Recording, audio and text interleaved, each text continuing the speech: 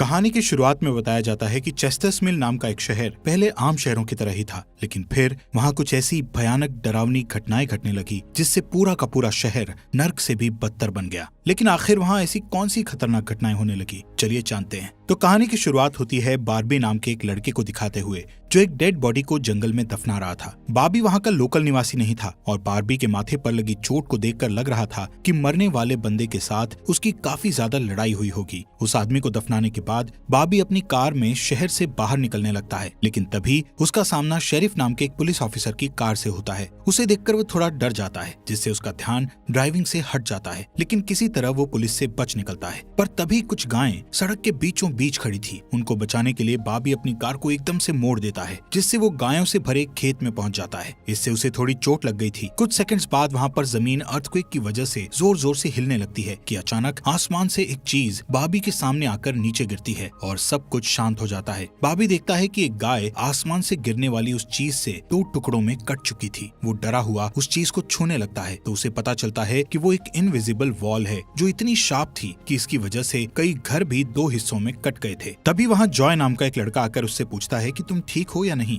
वो भी उस इनविजिबल दीवार को देखकर शॉक्ड रह जाता है। दूसरी तरफ शेरिफ और लिंडा को खबर मिलती है कि उस पूरे टाउन की पावर सप्लाई कट गई है, फोन लाइंस बंद हो गई हैं और इंटरनेट भी काम नहीं कर रहा है। यहाँ तक कि सारे सैटेलाइट कनेक्शंस भी काम करना बंद कर गए थे। तभी शहर के ऊपर से उड़ रहा एक प्लेन उस इनविजिबल वॉल से टकराकर क्रैश हो जाता है, जिसे देखकर लोग और भी ज्यादा घबरा गए थे। और ये बात कंफर्म हो जाती है कि ये सिर्फ एक इनविजिबल दीवार नहीं बल्कि एक राउंड शेप डोम यानी गुम्बद है जिसने आधे शहर को कवर कर लिया है। वहीं दूसरी साइड हम एक रेडियो स्टेशन पर फिल और उसकी असिस्टेंट डोडी को देखते हैं जो सिग्नल लाने की कोशिश कर रहे थे। वो दोनों थोड़ा कंफ्यूज थे कि अचानक सिग्नल क्यों चला गया। यहाँ पर फिल को लगता है कि ये अच्छा मौका है उनकी रेडियो रेटिंग्स को हाई करने का, इसलिए वो दोनों सिग्नल को ठीक करने में लग जाते हैं। वहीं एक फायर ट्रक डोम की दूसरी तरफ से आ रहा था, जिसे देख बार्बी ट्रक वाले को इस इनविजिबल वॉल की तरफ इशारा करता हुआ उसे रुकवाकर क्रैश होने से बचा लेता है। थोड़ी देर बाद वहाँ इन्वेस्टिगेशन करने के लिए कुछ पुलिस वाले आते हैं, पर इस इनविजिबल डोम को समझना उनके बस की बात नहीं थी। उसी समय वहाँ पर एक शहर का काउंसिलमैन जिसका नाम बिग जिम था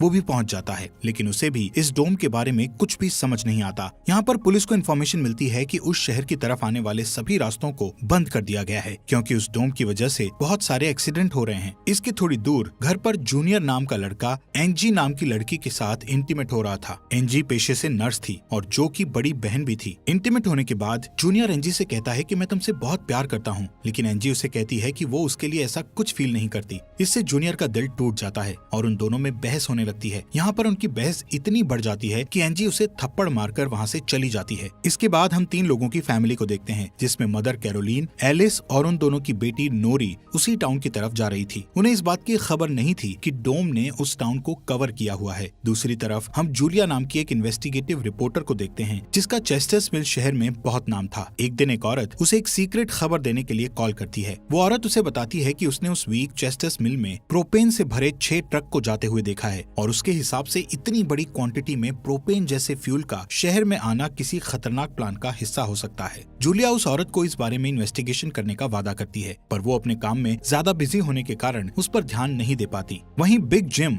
रेडियो स्टेशन जाकर इमरजेंसी की अनाउंसमेंट करता है। कैरोलीन जो एलिस और नॉरी के साथ शहर में आ रही थी ये अनाउंसमेंट सुन लेती है, पर उन्हें लगता है कि ये किसी तरह का एडवर्टीजमेंट है, इसलिए वो इस अनाउंसमेंट पर ध्यान नहीं देती और उनकी कार डोम से टकराते टकराते बचती है क्योंकि उससे पहले दूसरी तरफ से आ रहा एक ट्रक डोम से टकराकर क्रैश हो जाता है, जिसे देखकर वो तुरंत अपनी कार की ब्रेक लगा देती है। इतने बड़े इंसिडेंट को देखकर नॉरी के दौरे पड़ने लगते हैं, जिससे वो बेहोश हो जाती है, लेकिन बेहोश होने से पहले वो किसी पिंक स्टार के बारे में कहती है। अब यहाँ से नॉरी को जल्दी से हॉस्पिटल में ले जाया जाता है, जो कि टाउन में होने वाली घटनाओं से घायल हुए लोगों से भरा पड़ा था। वहीं जूलिया और बार्बी घायल हुए लोगों को हॉस्पिटल ला रहे थे। इसी हॉस्पिटल में जूलिया का हस्बैंड भी डॉक्टर था। वो उससे मिलने जाती है, लेकिन उस वक्त उसका हस्बैंड हॉस्पिटल में नहीं था। हॉस्पिटल में जूलिया को पता चलता है कि उसका हस्बैंड संडे को कभी काम नहीं करता था, पर वो जूलिया को हमेशा झूठ बोलता आ रहा था। हॉस्पिटल के बाहर हम बार्बी और एंजी को मिलते हुए देखते हैं। दोनों को साथ देखकर जूनियर के अंदर एक अलग सी जलन पैदा होती है। वहीं अब टाउन के बॉर्डर्स को सैनिकों द्वारा सील कर दिया जाता है। बहुत सारे साइंटिस्ट और एक्सपर्ट्स को भी इस अजीबोगरीब मुसीबत का असल कारण नहीं पता चलता। पर कुछ घंटों बाद बिग जिम प्रोपेन के बारे में बात करने के लिए शेरिफ से मिलता है। यहाँ पर उनकी बातों से हमें पता चलता है कि उनको इस डोम के बारे में पहले से थोड़ा बहुत पता था, पर वो इस पर खुलकर बात नहीं कर रहे थे। वहीं बॉबी को उस टाउन में एक दिन के लिए रुकना था, पर उसके पास ठहरने के लिए कोई जगह नहीं थी, इसलिए वो अपनी कार में ही रात बिताने का फैसला करता है। तभी जूनियर उसके पास आता है और उसे एंजी से दूर रहने को कहता है। धीरे धीरे उसकी बात धमकी में बदल जाती है। बॉबी हैरान होता है कि आखिर उसकी गलती क्या है। इसी बीच वहाँ जूलिया आ जाती है, जिससे वो झगड़ना बंद कर देते हैं। यहाँ से सीन शिफ्ट होता है और हम देखते हैं कि टाउन के ऐसे हालात से लापरवाह होकर एक जगह कुछ टीनेजर्स पार्टी कर रहे थे। इनमें जॉय भी था। जॉय एक लड़के से वहाँ के हालात पर बात करने लगता है, लेकिन अचानक जॉय को दौरा पड़ने लगता है और वो पिंक स्टार के बारे में बोलने लगता है, जैसे कि पहले नॉरी ने बोला था। वहीं जॉय की बहन एंजी घर पर अकेली होती है। तभी अचानक उसके घर में जूनियर घुसकर उसको किडनैप करके अपने फादर के टूटे फूटे शेल्टर में ले जाता है। यहाँ पर वो उसे बताता है कि मुझे पता है शहर को कवर किए इस डोम के बारे में। यहाँ पर एंजी को उससे ये भी पता चलता है कि बिग जिम ही जूनियर का फादर है। जूनियर एंजी को ये भी बताता है कि उसके फादर अपनी फैमिली की सुरक्षा को लेकर हमेशा चिंतित रहते थे, इसलिए उन्होंने फैमिली के लिए ये शेल्टर बनाया था। वहीं दूसरी साइड जूलिया बॉबी को अपने घर में ठहरने के लिए लाती है। तभी अचानक बॉबी की नजर उसके हस्बैंड की फोटो पर पड़ती है और उसे रियलाइज होता है कि ये वही आदमी है जिसे उसने सुबह मारा था। दूसरी तरफ लिंडा और शेरिफ सभी व्हीकल्स पर नजर रख रहे थे ताकि कोई भी गलती से इस डोम से न टकरा जाए। तभी अचानक शेरिफ को अटैक आ जाता है और वो वहीं पर मर जाता है। अब यहाँ से हमें सुबह की घटना फ्लैशबैक में दिखाई जाती है, जहाँ बॉबी टाउन में जूलिया के हस्बैंड जो डॉक्टर थे उनसे मिलने आया था। वो उनसे कुछ पेमेंट की बात करता है, पर डॉक्टर उसे पेमेंट देने से इनकार कर देता है, जिस वजह से उन दोनों में झगड़ा हो जाता है और एक्सीडेंटली बॉबी उसे गोली मार देता है। बॉबी जानता था कि भले ही उसने उसे गलती से मारा है, पर उसे इसकी सजा मिलेगी और इससे बचने के लिए उसने उसकी बॉडी को जंगल में दफना दिया। वहीं प्रेजेंट में सुबह उठकर बार्बी देखता है कि उसके गले की चेन गायब है, तो वो जूलिया से इसके बारे में पूछता है। जूलिया उससे कहती है कि वो उसकी चेन को ढूंढकर उसे दे देगी, पर तभी बॉबी को याद आता है कि वो चेन उस केबिन में ही गिर गया था जहाँ उसने उसके पति को मारा था। उधर जॉय अपने फ्रेंड बेन के साथ था, जिसने पिछली रात सीजर के वक्त उसकी मदद की थी। बेन जॉय से पिंक स्टार के बारे में पूछता है, जो उसने रात को दौरा पड़ते वक्त कहा था, लेकिन जॉय को उसके बारे में कुछ भी याद नहीं आ रहा था। वहीं रेडियो स्टेशन में डोडी एक स्पेशल डिवाइस की मदद से डोम के बाहर वाले लोगों से कांटेक्ट करने में सक्सेसफुल हो जाती है। वो सोल्जर्स को आपस में बात करते हुए सुन सकती थी, पर वो उनसे कुछ नहीं कहती। वहाँ सोल्जर्स भी कंफ्यूज थे कि आखिर ये इनविजिबल वॉल क्या है। दूसरी तरफ बिग जिम रेस्टोरेंट में बैठा ब्रेकफास्ट कर रहा होता है कि लिंडा वहाँ आकर उसे शेरिफ के मरने की खबर सुनाती है, जिससे वो लोग तुरंत बंकर में डेड बॉडीज को दफनाने वाले के पास जाते हैं, जिसका नाम लेस्टर था। उधर एंजी शेल्टर में किसी को मदद के लिए बुलाने की पूरी कोशिश करती है, पर वो कामयाब नहीं होती। तभी जॉय वहाँ आता है और उसे चेन के जरिए बेड से बांध देता है। वहीं बिग जिम लेस्टर को अपने साथ लेकर आता है, जो कि शेरिफ का ही दोस्त था। शेरिफ की मौत से वो बहुत दुखी और परेशान हो जाता है। जब लिंडा उनके आसपास नहीं होती, तब वो और बिग जिम पिछले महीने होने वाले प्रोपेन के इंपोर्ट के बारे में बात करते हैं कि प्रोपेन के इंपोर्ट में उन तीनों का ही हाथ था और उन्होंने टाउन वालों से ये बात छुपाई थी। शेरिफ की मौत से ये कंफर्म हो गया था कि वो उनकी इन्वॉल्वमेंट के बारे में किसी को कुछ नहीं बता पाएगा, जो कि उनके लिए अच्छी खबर भी थी। उसी दिन बाद में लिंडा पुलिस स्टेशन आती है तो देखती है कि बिग जिम शेरिफ के ऑफिस में कुछ ढूंढ रहा है। लिंडा के पूछने पर जिम उसे कहता है कि वो वहाँ शेरिफ की वसीयत के पेपर्स ढूंढ रहा है, लेकिन असल में वो वहाँ प्रोपेन के इंपोर्ट से जुड़े पेपर्स को ढूंढने आया था, जो उसे और लेस्टर को परेशानी में डाल सकते थे। वो तुरंत बाहर आकर शेरिफ को बताता है कि मुझे लगता है वो पेपर शेरिफ के घर में होंगे, जिन्हें लाने के लिए वो लेस्टर को तुरंत उसके घर भेजता है। इसी बीच जूलिया जल्दी से रेडियो स्टेशन पर डोडी के पास जाती है, जहाँ वो देखती है कि वो लोग डिवाइस के जरिए डोम के बाहर खड़े सैनिकों की बातचीत सुन सकते हैं। उनकी बात सुनने पर जूलिया को पता चलता है कि वो लोग जमीन खोदकर डोम को बाहर निकालने की कोशिश कर रहे हैं, पर वो इस काम में कामयाब नहीं हो पा रहे हैं। इसके बाद जूलिया रेडियो के जरिए पूरे टाउन में डोम वाली खबर को फैला देती है, जिससे लोगों में डर पैदा हो जाता है और लोग घबरा जाते हैं। वहीं जॉय और बेन बॉर्डर के पास साइंटिस्ट को अपना काम करते हुए देखते हैं। साइंटिस्ट ये देखते हैं कि डोम के ऊपर पानी का क्या असर होता है, पर उन्हें ज्यादा कुछ समझ नहीं आ रहा था, जिससे वो किसी नतीजे पर नहीं पहुंच पाते। वहीं जॉय देखता है कि ये डोम एक छलनी की तरह है। वो बेन से बताता है कि इस डोम में से बिल्कुल मामूली सा पानी आर पार जा सकता है। दूसरी ओर बार्बी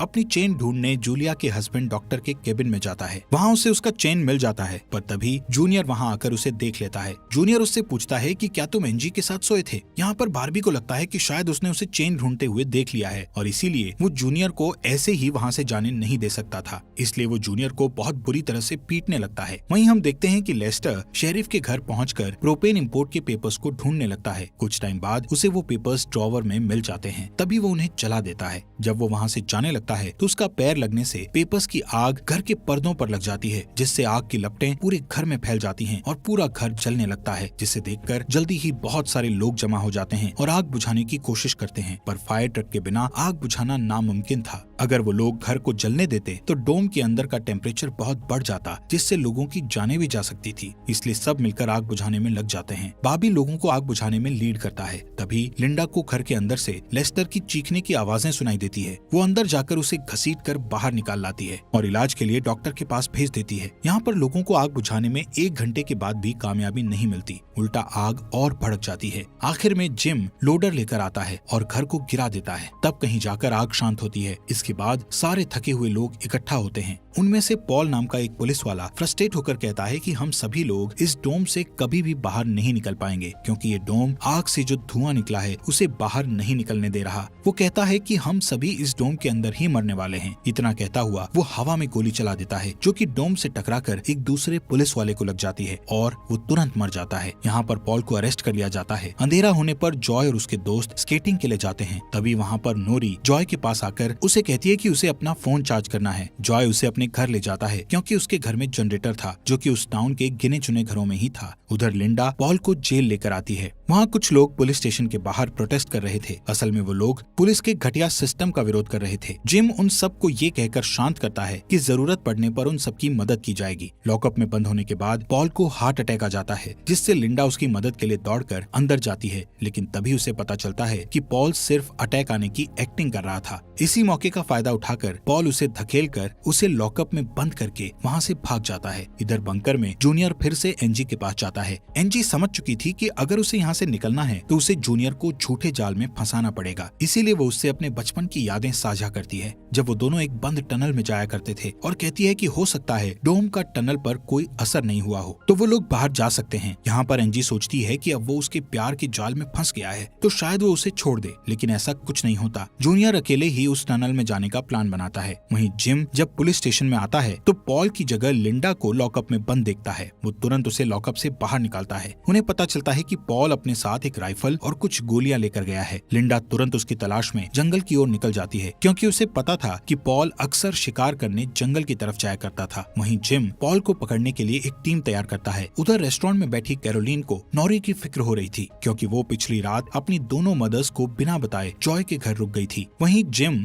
लोगों से पॉल को तलाश करने के लिए उसकी टीम ज्वाइन करने को कहता है। वो बॉबी से भी उनके साथ चलने को कहता है, क्योंकि वो आग बुझाने में अच्छा लीडर साबित हुआ था। इसके बाद वो लोग जंगल में जाने लगते हैं। रास्ते में बार्बी अपनी खूबियां दिखाता हुआ उनसे कहता है कि वो मिलिट्री में भी रह चुका है। वहीं दूसरी ओर जूलिया जूनियर को टनल की तरफ जाते हुए देखती है। वो उसे रोककर पूछती है कि वो बैग पैक करके कहाँ जा रहा है, लेकिन जूनियर बहुत जल्दी में था और वो नर्वस भी था। वो कहता है कि मैं बस यहीं पास में अपने दोस्त से मिलने जा रहा हूँ। इससे जूलिया का शक उस पर और भी बढ़ जाता है और वो उसका पीछा करती हुई टनल तक पहुँच जाती है। उधर जॉय के घर पर जॉय और नॉरी साथ में नाश्ता कर रहे थे। जॉय पहले कभी किसी लड़की के साथ अकेला नहीं रहा था, इसलिए थोड़ा नर्वस फील कर रहा था, जबकि नॉरी कॉन्फिडेंट थी और बातचीत में भी हाजिर जवाब थी। तभी बेन और 2 लड़कियों को अपने साथ लेकर उसके घर आ जाता है, जिन्हें फोन चार्ज करना था। उन्हें इम्प्रेस करने के लिए बेन को जनरेटर यूज करना था, जिसके लिए जॉय बेन को थोड़ी बेदिली से इजाजत दे देता है, क्योंकि उस टाउन में जनरेटर एक बहुत काम की चीज थी और इस तरह उसका मिसयूज करना उसे सही नहीं लग रहा था।